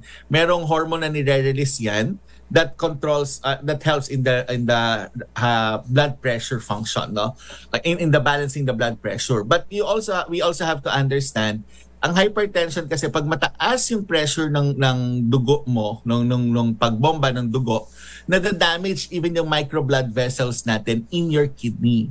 So kapag hindi controlled yung blood pressure mo, mataas yung pressure ng dugo mo, may micro blood vessels yan, maliliit na blood vessels sa kidney that can also be damaged. Kapag na-damage yon, then delikado yan. Pwedeng humantong yan sa kidney disease or failure. Nabanggit ko yung diabetes. Pag hindi rin controlled yung sugar mo, mataas yung sugar content sa sa blood mo, nasisira niya rin yung kidney. So kaya kailangan, kung may hypertension ka or may diabetes ka, controlled yung hypertension and diabetes mo para yung kidney mo remains to be functional. So imagine, Kong, no, kung ang hypertension mo hindi na controlled, hindi pa controlled ang diabetes mo, tapos na-damage yung kidney mo, talagang triple combination yung problema natin. Mas mahirap kontrolin ng blood pressure kapag nasira yung kidney natin. Tapos tira ka pa ng tira ng anong mga pain reliever, ha? Tapos correct. Doblehin kong dose para para mas effective. Diba? Ganun ugali ng iba. Halimbawa, pagka nagkakaedad ka na combination yan, hypertension, diabetes, rheuma, talaga naman, na mag-NSAIDs ka. Kasi ang hirap pag may rheuma ka, by arthritis ka, talagang iinom ka ng pain reliever na mga NSAIDs. No? Kapag ganyan ang nangyari, ang NSAIDs kasi can damage also your kidney. Yung mga pain relievers natin. So kaya hanggat maaari, no, hindi mo naman pwedeng sabihin, sige, just to protect your kidney, tiisin mo na lang yung pain. Hindi rin naman pwede yun, no? Kasi hindi ka makakagalaw talaga. So ang lagi namin sinasabi, balanse. Dapat kukonsulta ka sa doktor, ano yung appropriate na pain reliever sa'yo. Baka naman maling pain reliever yung iniinom mo. Hindi na damage mo lang yung kidney. So yung mga bagay yan, kailangan sinecheck. Tapos hindi pwedeng prolonged use talaga yan. Hanggat maaari, kinokontrol natin sa iba pang bagay. Bakit maling pain reliever? May pain reliever pa para sa ipin? Kasi iba-iba ang function ng NSAIDs. No? Iba-ibang function ng mga pain reliever. May mga iba-ibang klase yan. So merong specific, for example, kung ang pinag-uusapan natin, dysmenorrhea, iba yung pain relievers dyan. Kapag pinag-uusapan natin yung arthritis, no, iba yung pain reliever dyan. Kapag rheumatoid arthritis, iba rin yung gamot dyan. So hindi yan basta may naramdaman ka na pain, pare-pareho yung gamot. Ganun ba yun? Guilty ako Guilty ka ba? Tapos common kasi yung mga joint pains, naproxen can help. Yung mga usual na iniinom natin. Pero may iba-iba pang cause Tsaka kung pag-pain ng topic natin, ang pinag-uusapan namin lagi sa pain, kailangan malaman ano yung cause ng pain. May visceral, may somatic pain, iba-iba. Ay, sa ibang pagkakataon, pag-usapan natin yan, mahabang tanungan tayo dyan, Sir Brian. Marami yan, mang pain talaga, ang daming daming iba't ibang sangay yun. Anyway, kaya ho natin pinag-uusapan ng kidney dahil nga po World Kidney Day kahapon, Kaya napaka-importante na kaya pala may World Kidney Day, dahil sa napakahalaga ng function ito. So, ang lesson ngayon na natutunan natin, huwag mag-overdose kasi nga, yung overdose, pwede, lalong-lalo na, pati food supplement at saka vitamins, nagdudulot ng overdose. Kung ang kidneys, mga food supplements and dietary supplements natin, yung usual na food supplements and dietary supplements natin, it passes through our kidney. So minsan meron ako mga nadidinig na nagsasabi na i-overdose mo, mega dosing tayo. Tapos ilalabas din mo ng kidney mo yan. Ang mega dosing, tatamaan ng kidney mo yan, yung function niya eventually damage yan. Anything that is excess in your body, lalabas yun doon. So merong exact lang na kailangan yung katawan natin Now, yun yung kailangan natin na binabantayan. Kaya dapat talaga magkonsulta ho sa mga healthcare experts. Di ba? Huwag kayo basta tira ng tira. Di ba? Sabi mo, hindi, okay. Effective to kay lolo't lola, so pwede sa akin. Hindi hindi Even vitamin C, even vitamin C, vitamin D can even lead to the formation of kidney stones or cause kidney damage. Kung di ba kami nga mga pharmacists, and alam naman natin na yung Lactococcus lactis strain plasma, that's the good thing there, since it's a dead microorganism. Na pagpasok sa katawan mo, nag-i-interact na kagad siya with your immune cells in your stomach. So kinakapture na kagad siya ng immune system natin, nagko-function na siya kagad doon, hindi siya heavy on your kidney, kasi hindi siya kailangang iproseso pa of your liver or your kidney i-dispose. Kasi it's a dead microorganism. May interaction kagad siya once it reaches your stomach. Kaya mas safe and mas comprehensive yung approach. Ayun. Basta ang sinasabi natin, 2 capsules pa rin ang nire-recommenda ho ninyo sa Ultrabayo. Ayan. At saka yung nagtatanong sa atin sa Green Hills, na-sure ni Sir Brian, merong stock. Okay. Nag-deliver din kami ng nakaraang araw. Anyway, Sir Brian, Para ho doon sa mga tanong ho ninyo na hindi ho natin nasagot, hindi natin na-accommodate, i-text na ho ninyo sa 0917-110-6580 para masagot. Lalong-lalo na yung mga nagpa-practice ng pag-overdose ha. Megadose kayo dyan. Hindi pa lang sisirain yan eh. Thank you, Sir Brian ha. Maraming salamat. Thank you, everyone. Thank you. Si Brian Posadas mula po sa Teoxys Health Ventures. Ayun. So, yun natutunan natin ngayon ha. Hindi pala totoo yung megadose ka dyan. Pagkatapos masisira ang iyong kidney ha. Ginoong buhay to. At saka huwag ka maniniwala basta-basta sa kapitbahay ha. Kumonsulta na lang ho kayo sa mga expert.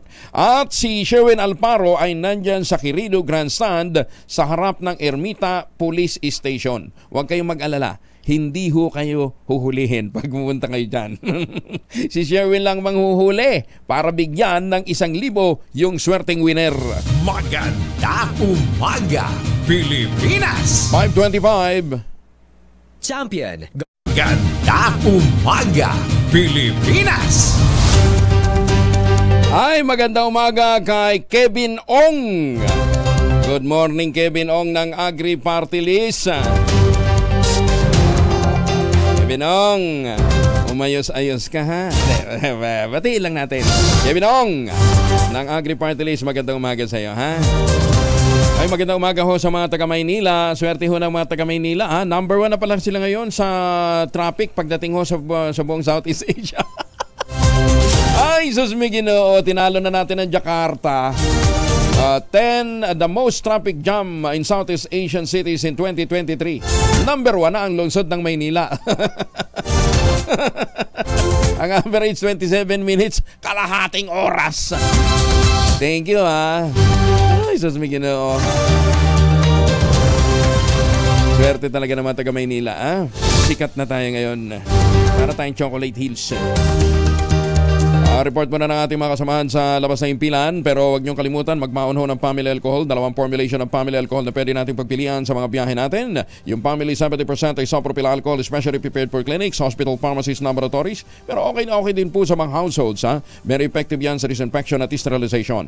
Ganyan na bagsik ng Family 70% isopropyl alcohol, maghapon man natin gamitin, no problem. Hindi po manunuyo ang ating mga kamay dahil meron po itong moisturizer. Yun namang mabangong Family Rapid Compound Improved Alcoholone, 40% isopropyl alcohol yan. Gamit ho ng mga masaista, mga barbero, mga doktor, mga nurse, mga kumadrona for sponge bathing and other cleansing purposes. Family Rapid Alcohol parang DCRH subok na sa mahabang panahon. Mabibili sa naman butik at convenience stores nationwide. Family Rapid Alcohol hindi lang pampamilya, pang sports pa. O yung lalaking may kasong 6 counts ng rape sa Nabotas, natimbog. Detalye na balita mula kay Edwin Duque, RH23. Edwin. May puntang Kuwait Jail matapos nalagdaan ni Judge Cecilia Punugan Parilag ang RTC Branch 9 sa Nabutas ang warrant of arrest. Agad na dinampot ng Nabutas Police ang umano'y rape suspect na si alias Ruiz sa kanyang pinagdadaguan sa Champangay Street sa Barangay San Roque, Nabutas. Ay dito kay Police Colonel Mario Cortez. Pirmado ang warrant of arrest laban dito kay Ruiz dito lamang February 21, 2024 para sa kasong 6 counts of rape, Article 266B of RPC as amended by Republic Act 8353. Ang pagkakaresto sa sunod-sunod na pagkakaresto sa mga wanted sa lungsod, ito'y sa bahagi ng programa ng PNP Chief, ang focus agenda and aggressive and heinous law enforcement operation. Wala pa rin sa kawalan sa Pilipinas, DCRH ako sa RS23. Edwin Duque, tuloy-tuloy sa pagbabalita, tuloy-tuloy sa serbisyo, sama-sama tayo, Pilipino. Maraming salamat, Edwin. Laki sugatan naman sa pamamaril ng riding in tandem sa Pasay. Detalye mula kay Noche Kaka sa RH27. Noche. Bayang na Angel, sugatan ng isang lalaki sa pamamaril ng riding in tandem sa dapitan na street kanto ng Service Road sa Ruasa Boulevard, lungsod ng Pasay, pasado alas 2 ng madaling araw kanina. Inilala ang biktima na si Angelo Dizon. Ayon sa ilang testigo, kakababa lang ng sasakyan ng biktima na biglang sumulpot ang riding in tandem. 4 na putok ng baril ang narinig sa lugar. Nagtamo ng tama ng bala sa likod ang biktima ng di patukoy na kalibre ng baril. May tama rin ng bala ang isang sasakyan na nakaparada lang sa lugar. Patuloy naman ang investigasyon ng pulisya sa insidente. Mula sa Kanunan sa Pilipinas, DCRA, Ako si Noche kakatuloy sa pagbabalita, tuloy-tuloy sa serbisyo. Sama-sama tayo, Pilipino. Maraming salamat, Noche. Anong oras kang Bisaya time, Noche? Noche? Wala na si Noche. Saan tabayanan po ninyo sa weekend ang Bisaya time, ha? Kasama niya si Edwin Duque. Tulak ng droga naman sa Science City of Muñoz. Arestado. Detalye ng balita mula kay Grace Ansano, Aris 25. Grace. Naputol si Grace. Iimbestigahan ng Senado ang mga kontrobersiyang bumabalot sa winning bidder ng South Korean firm na Miro Systems. Ayon kay Senator Amy Marcos, target ng kanyang komite na Committee on Electoral Reforms na magulong ng pagdinig at consultation sa susunod na linggo. Marami anyang kumukwestiyon kung bakit loan bidder ang Miro at kung bakit ito ang nakakuha ng halos 18 billion pesos na kontrata para sa 2025 automated midterm elections. Sinabi pa ni Senator Amy na kapagtataka na construction company ang kasosyong kumpanya ng South Korean firm sa Pilipinas imbis na isang IT company. Ipatatawag ng Presidential Sister sa Senado ang Commission on Elections para magpaliwanag. Pero maraming nagtatanong, bakit loan bidder yung Miro? At bakit yung kasosyo dito sa Pilipinas, construction company? Kaya maghihiring po kami at tatawagan ko yung ating COMELEC, ipaliwanag lahat ito. Ngayon nga, may isa pang kontrata. Ito na yung transmission para diretso sa COMELEC ang pag-report. At meron pa silang sinasabi, meron pa silang negotiated bid for internet voting sa ating OFW. Lahat yan, kailangan nating alamin. Bagamat out ng Smartmatic, nangangamba naman ang senador na down sa kontrobersiya ng Miro at sinasabing baka the devil you know is better than the new one. Kinakaman ng senadora na tila ba experimental ang mangyayaring sistema ng lokal at national elections sa susunod na taon. Maraming nagtatanong at sunod-sunod itong mga kontrata na i-bid out. Kailangan maliwanag sa tao yan. Eto nga, ayaw na natin ng smart magic. Baka the devil you know is better than the new one. So, kinatatakutan ng lahat. At parang magiging experimental yung 2025. Kandidato pati ako, kaya kinakabahan na kami lahat. Ay, teka muna ha. Meron daw palang mga job opening sa Saskatchewan, Canada ha, para ho sa mga Filipino workers ha. I-check ho ninyo yung website at wag ho kayong magpapabola kung sino-sino pong mga lalapit ho sa inyo, mag-aalok ho ng mga ganyang opportunities ha. Mas mabuti ho, dumiretso na lamang ho kayo sa Canadian Embassy ha. Baguhang aktres na si Christine Bermas, masunurin. Pag sinabi na ng direktor, hubad agad. Mamaya na yan ha, unahin muna natin nandiyan na si Grace Ansano. Grace, anong latest dyan sa Science City of Muñoz? Angel, kulungan ngayon ang binagsakan ng isang hinihinalang tulak ng droga. Makaraan na ito'y maaresto sa isang drug by bus operation na ipinagawa ng PNP Muñoz City. Nito lamang nakalipas na Webes ng madaling araw sa barangay Bantog, Muñoz City, sa ulat ng Chief of Police na si Lieutenant Colonel Joel Mendoza, kay Nueva Ecija Police Provincial Director Colonel Richard Caballero. Kinilala ang suspect na si alias Mbong. Residente naman ito sa bayan ng Santo Domingo. Sa naturang operasyon, nakumpiska mula sa pag-iingat nito ang 3 plastic sachet na naglalaman ng hinihinalang shabu at may timbang na nasa 14.95 grams at nagkakahalaga ng 100,000 piso mahigit, kasama din na nakumpiska ang budol money na ginamit sa naturang drug by bus operation.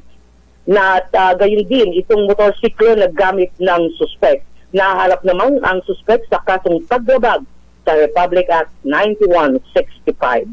Para sa kauna-unahang himpilan sa Pilipinas, DZRH. Ito si RH25, Grace Verazanzano, tuloy-tuloy sa pagbabalita. Tuloy-tuloy sa serbisyo, sama-sama tayo, Pilipino. Maraming salamat, Grace. Sino kaya itong baguhang Christine Bermas na ito? Alamin nga natin kay Morley Alinio. Morley!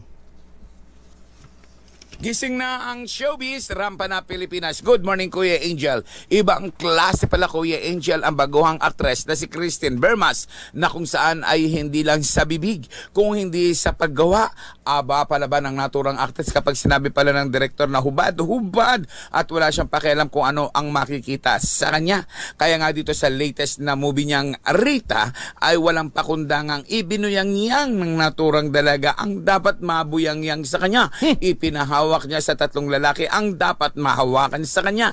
Ayon kay Christine na makausap natin, normal daw na gawin niya ang lahat-lahat na pinagagawa sa kanya ng direktor dahil una't higit sa lahat tinanggap niya ang offer at alam niya sa kanyang sarili na isa siyang sexy actress, kaya hindi na siya kailangan pang hindi niya na kailangan pang mag-inarte. Yan ang ating DZRH Showbiz Hottest News. Ito po ang inyong RH47. Morley Alinyo, tuloy-tuloy sa pagbabalita, tuloy-tuloy sa serbisyo. Sama-sama tayo, Pilipino. Maraming salamat, Morley. Sabi ni Yuel, magaling umarte, Yuel. Magaling umarte. Galing, napanood mo na, no? Gulat ako dito kay Yuel. Kanina, nagpapanik doon sa binabanggit ni Colonel Francel tungkol ho doon sa mga sundalo na nagugulpi din ng kanilang mga misis. Aba, ngayon, nung magbabalita naman si Morley, sabi niya, okay yan. Napanood ko na. Yuel, iba talagang mga linya na yung bagay. Binata si Yuel, binata. Pero malapit na, nakita ko yung mga post eh. Huwag kang mag-alala, Yuel. Magugulpi ka rin pagdating ng panahon. Maganda umaga, Pilipinas! Hindi mo gayahin si Engineer Het. Ayan, Ano Het? Binata for life. Commercial daw muna tayo. Teka muna. 12,000 na, di ba? 12,000! Mahiwagang tunog! 12,000 ang premyo ng Mahiwagang tunog. Alam mo ng clue, basta ganyan lang ho kasimple yan, ha? Ang inyong sagot, ipadala po ninyo sa nawala. Mamaya na nga, sandali magkano. Nawala yung script ko rito eh. Hindi ko tuloy maibigay yung number. Oras mo na sa buong kapuluan, 38 makalipas ang 5:00. Ang balitang ito ay hatid Magandang umaga sa mga Pilipino dyan sa Las Vegas, Nevada. At sa mga suki natin sa Europa, lalong-lalo na dyan sa mga nakatutok sa atin sa Spain. Magandang umaga, ha. At yung mga nakatutok sa Spanya Boulevard, Maynila yan. Good morning din. Sa mga suki natin dyan sa Canada, magandang umaga. Sa mga taga Saskatchewan. Huwag natin kalimutan, masarap pa rin ho ang mga produktong Pilipino, lalong-lalo na yung tangerine chocolate. World class po ang packaging, world class po ang lasa. At yan po ay produkto ng mga world class na mga manggagawang Pinoy.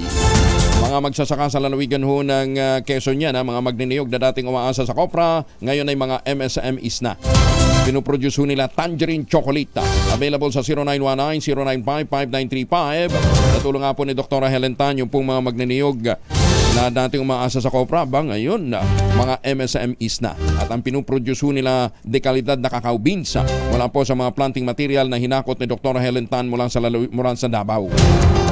Available sa 0919-095-5935. Tangkilikin ang gawang atin. Ang sabi nga po ni Dr. Helen Tan, sino bang magmamalasakit sa Pilipino kundi ang kapwa Pilipino? Kaya ang bawat pagtangkilik ko ninyo sa tangerine chocolate ay pagtangkilik sa gawang atin. Tangerine chocolate. Pag-uusapan ni Pangulong BBM at US Secretary of State Antony Blinken ang tensyon sa South China Sea sa susunod na linggo. Lilipan si Blinken pa Pilipinas sa Marso 18 at kinabukasan ay magpupulong sila ng Pangulong Marcos. Tatalakayin din ang dalawang iba pang mausapin sa kooperasyon at seguridad na kinakaharap ng Pilipinas. Kasunod ito sa utos naman ni Chinese President Xi Jinping sa kanyang armed forces na maghanda para sa posibleng military conflict sa karagatan. Hiningi naman ang Pangulong BBM ang tulong ng Czech Republic sa modernization ng militar sa Pilipinas sa gitna ng tensyon sa West Philippine Sea. Ayon sa Pangulo, pinag-usapan nila ng Czech President ang sitwasyon sa tensyonadong karagatan. Suportado niya nito ang Pilipinas sa mga isyu ng teritoryo, partikular na ang pagsusulong ng kapayapaan, katatagan at rules-based international order. Ipinagtanggol naman, idinepensa ng mga kinatawan ng Kamara de Representantes ang Pangulong Bongbong Marcos sa mga patutsada ng dating Pangulong Digong Duterte na naglalakwatsa lamang ito sa ibang bansa. Ayon sa mga kongresista, pumupunta ng ibang bansa ang Pangulong Marcos upang maitulak ang interes ng Pilipinas. Sa isang pulong balitaan sa Kamara, kapwa binigyan diin na House Deputy Majority Leader at Iloilo 1st District Representative Janet Garin at anak kalusugan Party List Representative Ray Reyes ang kahalagahan ng pagtatatag ng diplomatikong relasyon ng Pilipinas at makahikayat ng pamumuhunan na siyang pangunahing dahilan ng pagpunta sa ibang bansa ng Pangulo. Iginit ni Garin na dahil sa globalization, kailangan ang ginagawang pagbisita ng Pangulo sa ibang bansa. Unanimous na suporta ng Kongreso sa amnesty program ng Pangulong BBM. Welcome naman sa NTF-ELCAC. Detalye na balita mula kay Edniel Parosa, RH52. Edniel. Kuya Angel, pinagbunyi ng National Task Force to End Local Communist Armed Conflict ang unanimous na pagsuporta ng Kongreso sa amnesty program ng pamahalaan. Ayon kay NTF-ELCAC Executive Director Ernesto Torres Jr., handa silang makipagtulungan sa iba pang ahensya ng pamahalaan para maipatupad ang nauna ng proklamasyon ni Pangulong Bongbong Marcos. Nobyembre noong nakarang taon, nang lagda ni PBBM ang Executive Order No. 47 na layong i-update ang pag-review sa National Amnesty Commission sa aplikasyon ng amnestiya para sa mga rebelde. Inisyu naman ng Presidente ang Proclamation No. 404 na nagpapawalang sala sa mga dating miyembro ng Communist Party Loyalty Army pagdating sa kasong may kaugnayan o umano'y politically motivated. Pero paalala ni Torres, hindi exempted dito ang mga individual na may grave offense, kain ng kidnap for ransom, massacre, rape, terrorism, crimes against justice, ang paglabag sa Comprehensive Dangerous Drugs Act, grave violations ng Geneva Convention of 1949, genocide, crimes against humanity, war crimes, torture, enforced disappearances, at iba pang mga violation ng karapatang tao. Sinusugan ito ng iba't ibang concurrent resolutions na isinamiti sa Kamara noon pang nakaraang taon na sinumda naman ang adoption ng Senado ngayong Marso. Sabi ni Torres, paraan ito para umabante ang bansa sa tinawag niyang inclusive unity sa ilalim ng bagong Pilipinas. Para sa kauna-unahan sa Pilipinas, DZRH, ito si Edniel Parosa. Tuloy-tuloy sa pagbabalita, tuloy-tuloy sa serbisyo. Sama-sama tayo, Pilipino. Maraming salamat, Edniel. May tuturing na isang magandang regalo para sa kababaihan ang ngayong pagdiriwang ng Women's Month. Ang pagbibigay ng librong mammogram at breast ultrasound para sa mga miyembro ng Philippine Health Insurance Corporation o PhilHealth. Pinuri ni Deputy Majority Leader at Iloilo Representative Janet Garin, sina Speaker Ferdinand Martin Romualdez at AXIS Representative Erwin Tulfo sa kanilang pagpupunyagi na mapagandang benepisyong na ibibigay ng PhilHealth sa mga miyembro nito. Ayon kay Garin, napagagandang regalo ito sa mga kababaihan, lalo na sa mga edad 50 pataas na kailangang magpamammogram kada 2 taon. Kamara, inihanda na ang detention center para sa magsisilbing tuluyan ni Pastor Apollo Kigbaloy. Detalye na balita mula kay Manang Milky Riconan, RH12. Manang Milky. Inihanda na ng Kamara ang detention center na posibleng tuluyan ni Pastor Apollo Kibuloy ng Kingdom of Jesus Christ sakaling maglabas ng kautusan na siyang ipaaresto at ipakulong. Ayon kay House Secretary General Reginald Velasco, ang detention center ay malapit sa South Gate ng Batasan Pambansa Complex. Ang kwarto ay air-conditioned at mayroong palikuran para sa lalaki, babae at person with disabilities. May CCTV camera sa detention center na minomonitor ng Legislative Security Bureau. Ang visiting hours ay itinakda mula 9 to 11 sa umaga at 3 to 5 sa hapon. Nilinaw ni Velasco, ang detention center ay hindi lamang para kay Pastor Kibuloy, kundi para sa iba pang individual na pinatawa ng contempt ng Kamara at inaaresto ng House Sergeant at Arms. Hanggang ngayong araw, March 15, ang ibinigay na palugit ng Kamara kay Kibuloy para magpakita sa Batasan Pambansa. Para sa kauna-una sa Pilipinas, DZRH, ako si Milky Riconan.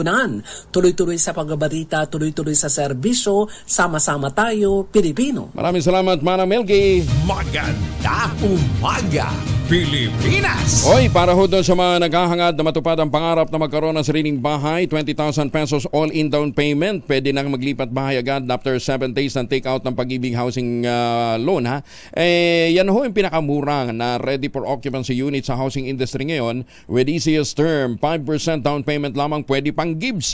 Kaya ano pang iniintay po ninyo, ito pa rin ang pangarap na magkaroon ng sariling bahay sa presyong output gaya 0996-501-5555 at 0947-434 434-5555. Yan pong i-dial ho ninyo. Napakalapit lamang po nito sa Clark International Airport at Clark Economic Zone.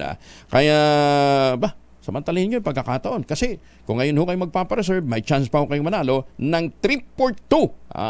Patungo sa anumang Asian destination na babagsakan ng inyong dart. Ayan, pwede kayong pumunta ng Sakura Festival ng Japan ng libre. Habulin ho natin habang may pagkakataon. April, May. Ang Sakura Festival. Ayan, ang dami ng Pinoy nagpupunta ng Japan. Magandang umaga ho sa mga Pilipino dyan sa Japan, Ohio gozaimasu. Pwede rin ho kayong makapunta ng libre ng Taiwan, ng Singapore, ng Thailand. Ayan, basta ang gawin ho ninyo, mag-text ho muna kayo sa 0996-501-5555 at 0947-434-5555 para po mag-preserve ng inyong unit. Ito pa rin ang pangarap na magkaroon ng sariling bahay sa presyong abot kaya. Maganda umaga, Pilipinas! 49 makalipas ang alas 5. Makinig maigi dahil baka nasa area mo ngayon ang swerte. Pwede ka magpadikit ng DZRH sticker at pwede ka ring manalo ng 1,000 pesos sa DZRH Mas Malakas ang Dikit Stickering Promo. Alamin na ang location ng ating roaming team. Layo ng pinuntahan ni Sherwin, Nandito lang sa may paligid natin. Sherwin! Angel, ito na ang ating maswerteng winner sa DZRH stickering promo. Yan, mas malakas stickering promo. Nagpadikit ng DZRH sticker itong taxi na ang pangalan ay J.H. De Guzman Transport. Yan. Congratulations dahil nagtempohan natin dito sa bahagi nitong Quirino Grandstand, yung si Kuya, pangalan niyo po? Kuya Lito Miranda po. Nakahuli tayo ni Kuya Lito na nandito tayo. At Kuya Lito, anong masasabi mo? Eto, mananalo ka ngayon. Maraming salamat po sa DZRH, lalong-lalo na po kay Angel Palmones. Yan, at ang paborito mong announcer sino? Si Angel Palmones po. Kuya Angel, dahil dyan meron 1,000 pesos! Salamat po, Kuya Angel. DZRH. Tapos meron kapag DZRH sticker. At syempre meron ka ring regalo na grocery bag mula sa DZRH. Ang bigat. Yan ang masasabi ng Kuya Angel. Angel, maraming salamat po sa DZRH at 85th anniversary po sa inyo. Happy 85th anniversary dahil ang DZRH kauna-una sa Pilipinas nagdate po ng 85 taon. Yes, Kuya Angel. Yan yata yung madalas sakyan ni Val Gonzales Pagka pumupunta siya sa biglang liko. Hindi, ibig sabihin, lumiliko papunta dito. Pulang-pula. Tignan mo naman, pulang-pula si Kuya. Ibig sabihin talaga. Marami ba nagpapahatid? Marami din po, sir. Kamukha po ngayon. At kayo po ako. May sakay po rito sa matapat po ng Manila Hotel. Makita naman. Sige, ingat Taga saan si Kuya? Taga saan? Malabon po, pero probinsya po, Nueva Ecija po. Taga Nueva. Saan sa Nueva Ecija? Saan sa Nueva? Saan sa Nueva? Cabiao po. Taga Cabiao. Batang Cabiao to. Batang Cabiao po. Alam mo ba yung pangatlong bahay galing doon sa kanto ng Quirino Street doon sa Cabiao? Kilala mo 'yon? Si Mandomeng. Yung pangatlong bahay galing sa kanto ng Quirino Street, si Mandomeng, kilala mo 'yon sa Cabiao, poblasyon? Poblasyon po siguro po, pero hindi ko na rin po matandaan po, sir. Hindi ko na rin po umako, sir. Hindi kasi namimigay ng manok yun. Mukhang malakihan niya pag Mandomeng. Sige. Mandomeng, thank you. Okay, back to you, Angel. At dun sa mga iba pa magpapatikit po ng DZRH sticker sa inyong mga sasakyan, ito lang chance manalo ng 1,000 pesos plus grocery bag. Mabigat ba? Mabigat po, sir. O kasi may kasamang bigas yan saka mga tilata, kaya naman sugod na sa ating susunod na location. Sherwin, ano bang qualification ng mananalo? Kasi sa dami ng susugod dyan, di ba? Kailangan ba pogi katulad ni Kuya? Ay, dapat talaga. Kasi pag driver, sweet lover. Dapat gwaping. Kaya lang itong mga sasakyan, magpadikit ng DZRH sticker at manalo ng 1,000 pesos at grocery items mula sa DZRH. Arch number 6, Sir Erwin Bata Alfaro, tuloy-tuloy sa pagbabalita, tuloy-tuloy sa serbisyo, sama-sama tayong Pilipino. Sa mga gwapong taxi driver, sugod na! Makinig maigi dahil baka nasa area mo ngayon ang swerte. Pwede ka magpadikit ng DZRH sticker at pwede ka ring manalo ng 1,000 pesos sa DZRH Mas Malakas ang Dikit Stickering Promo. Alamin na ang location ng ating roving team. Oy, magandang umaga sa mga Pilipino dyan sa Belgium. Kaya lang hindi makakapunta si Sherwin dyan, malayo eh. Pwede pa siguro sa Sagada, Mountain Province, Susan Punong Bayan. Kaya lang sobrang lamig daw dyan ngayon. Nagdiriwang ng kanyang birthday ngayon si Ka Edwil Sabala. Si Ka Edwil. Kahapon, pero sabi ni Ka Edwil sa Sunday pa eh. Anyway, Ka Edwil, happy birthday ha. Ayan, nagdiriwang ho siya ng kanyang... hindi ko na sabihin. Basta sabi ni Ka Edwil, malapit na rin daw siyang maging senior citizen. Ayan. Kaya sabi ko sa kanya, wag ho kayong mag-alala. Magiging dual citizen na ho kayo. Pero hindi naman halata eh. Si Ka Edwil, pagkakaharap ho ninyo, parang nasa mga 40 lang eh. Pagtabihin mo sila ni Jerry Baha at saka ni Anthony. Parang magkakasing edad lang sila. Ayan, magkabatch yata sila sa high school eh. Maganda umaga, Pilipinas! Ay, may mga nagtatanong bakit daw walang ultabayo sa Amerika. Text ho ninyo yung 0917-110-6580. Para doon ho kayo magtanong kung saan ba available, bakit daw ho ala doon. Anyway, ang ultabayo po ang kauna-unahang postbiotic food supplement na available po sa market ngayon. Rekomendado po yan ng mga doktor at rehistrado sa Food and Drug Administration. Ano bang ginagawa ng ultabayo? Tumutulong sa atin para ma-achieve natin ang magandang tulog. Siyempre, pagka magandang tulog, nakapagpapahinga ho tayo ng maayos. At nalalabanan ho natin ang iba't ibang mga karamdaman sa pamamagitan po ng pag-boost ng ating immune system. Yan, ano pang iniintay ho natin? Tawag na sa 0917-110-6580 para po masagot ang inyo pong mga tanong. Ang Ultabayo ay available sa Mercury Drug Store, Amesco Drug, Pasmed Pharmacy, John's Pharmacy at Curamed. Mahiwagang tunog! 1,000 ang naghihintay na premyo sa ating mahiwagang tunog. 1,000. 12,000 na, huwag nyo naman bawasan. 12,000 ang naghihintay na premyo sa mahiwagang tunog. Ayun, eto na ang numero na pagpapadala ninyo ng sagot, 0919-282-6485. Sundin ang tamang format ng pagte-text, empty space, name slash, address slash, contact number slash, at ang inyong sagot. Isang beses naman po maaaring mag-text sa ating text line gamit ang inyong mobile number. Pahabol lang natin si Gorgie Rula, yung veteranong aktor na si Tirso Cruz. Nag-resign sa Film Development Council of the Philippines. Bakit, Gorgie? Simula noong March 6 ay hindi na chairman ng Film Development Council of the Philippines ang veteranong aktor na si Tirso Cruz III. Nag-resign na siya sa naturang ahensya pero wala siyang sinabing dahilan. Ang iniisip ng karamihan ay baka nahihirapan na siya sa schedule dahil 2 drama series ang ginagawa niya. Naglabas ng official statement ang FDCP sa kanilang Facebook account kahapon na kaugnay sa pag-resign ni Tirso. Doon na rin nila ipinahayagang na napagdesisyonan ng FDCP Board of Trustees na i-appoint ang education head na si Miss Rica Arevalo bilang OIC o Officer in Charge ng naturang ahensya hanggat wala pang in-appoint si Pangulong Bongbong Marcos na ipalit bilang chairman. Nagpahayag na rin si Tirso sa kanyang FB account ng taus-pusong pasasalamat kay President Bongbong Marcos dahil sa ipinagkatiwala sa kanya ang napaka-challenging na posisyon na iyon sa FDCP. Inassure pa rin ni Tirso na kahit wala na siyang posisyon sa FDCP ay mananatili pa rin siyang bahagi ng naturang ahensya.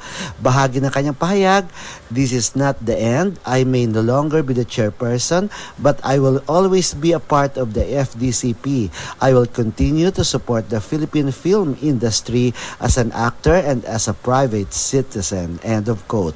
Mula sa kauna-unahan sa Pilipinas, DZRH, ito po si Gorgie Rula, tuloy-tuloy sa pagbabalita, tuloy-tuloy sa serbisyo, sama-sama tayo, Pilipinas.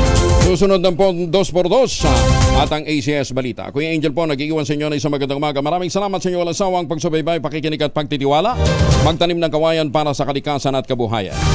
Ang sabi po ni Napoleon Bonaparte sa ating quote of the day, "Never interrupt your enemy when he is making a mistake." Maganda umaga, Pilipinas! ACS Balita, susunod na.